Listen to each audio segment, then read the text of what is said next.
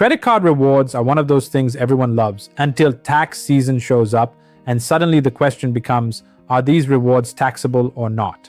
The frustrating part is, depending on who you ask, you'll get a different answer. So today I want to simplify this entire topic, not from rumors, not from someone online said, but from the actual rules the IRS uses and the very specific situations where rewards can become taxable.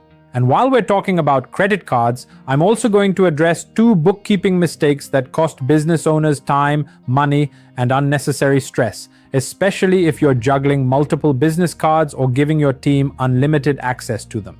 Let's start by clearing the biggest myth first. Most people assume there's a single universal rule for credit card rewards. But the truth is, different types of rewards follow different tax logic. The IRS doesn't treat points, travel miles, hotel nights, and cashback the same way. Some rewards behave like discounts, some behave like income, and some aren't taxed simply because the IRS doesn't want the administrative headache of tracking them. So let's break these categories down one by one. Travel points and frequent flyer miles earn their tax-free reputation for a simple reason: their actual value is impossible to consistently measure. A point might be worth one amount today and something totally different tomorrow, depending on which airline you use, which route you fly, how far in advance you book, and whether there's a promotion running. Because of this complexity, the IRS essentially said, we're not taxing this. It's too messy and not worth the enforcement effort. That's why points earned from spending are treated as a purchase rebate, not income. But there is one exception. If you receive points not for spending, but for opening a bank account, depositing money, or participating in a financial promotion, those points can be treated like taxable interest. That's because you didn't receive them for buying something, you received them for letting someone use your money. Unlike points, cash doesn't have a guessing problem. The IRS knows exactly what $20 of cashback is worth. Fortunately, the IRS still treats cashback as a discount, not income, as long as it comes from making a purchase. So, here's the simple rule. Personal cashback, no tax. It just reduces your personal cost of the item. Business cashback. This is where the tax impact quietly appears. Cashback reduces your basis, meaning your deduction gets smaller. You're not taxed directly on the cashback, but your deductible expense goes down, which increases taxable income. It's not a penalty, it's simply the IRS treating cashback as what it actually is, a reduction in how much you really spent.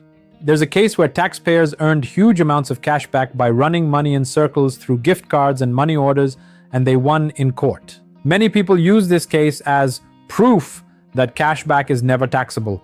In reality, the court didn't rule that cashback is exempt. The IRS simply made a major legal mistake by arguing the wrong issue, and the court refused to argue on their behalf. In fact, the judge practically explained how the IRS could have won if the correct argument had been used. So no, this case did not rewrite tax law. It only highlighted a procedural mistake. Now let's step into something practical that most business owners overlook: how their credit card setup affects their bookkeeping and IRS compliance. Why using multiple credit cards hurts your bookkeeping. Look, if you're running a business and you're using 3, 4, or 5 different credit cards, you're making your bookkeeping way harder than it needs to be. Your expenses get scattered everywhere. Things don't match. Receipts go missing, and your bookkeeper has to spend extra time just figuring out what belongs where. The IRS wants clean records, not confusion. Using one dedicated business card for spending keeps everything simple, clear, and easy to track. And clean books equals fewer headaches during tax season. Why one business card with employee limits is smarter. A much smarter approach is to use one business credit card and add your team as authorized users. Most US business cards allow you to set individual spending limits for each employee. That way, everyone gets access, no one can overspend, expenses stay organized, and your bookkeeping stays clean. The IRS loves clarity, and your bookkeeper will love you for making their job easier. Let's put everything into a simple checklist. Points and miles from purchases, not taxable. Points from financial bonuses, taxable. Personal cashback, tax-free. Business cashback, reduces your deduction. Court case headlines, misleading, the law didn't change. Multiple business cards, bad for bookkeeping, bad for IRS compliance. One business card with employee limits, clean, controlled, audit-friendly. Credit card rewards can be an incredible benefit, but only when you understand how the IRS views them. My goal is to help you use these rewards confidently, while also keeping your bookkeeping organized and audit ready. If you found this explanation helpful, make sure to subscribe for more practical tax and business insights. See you in the next video.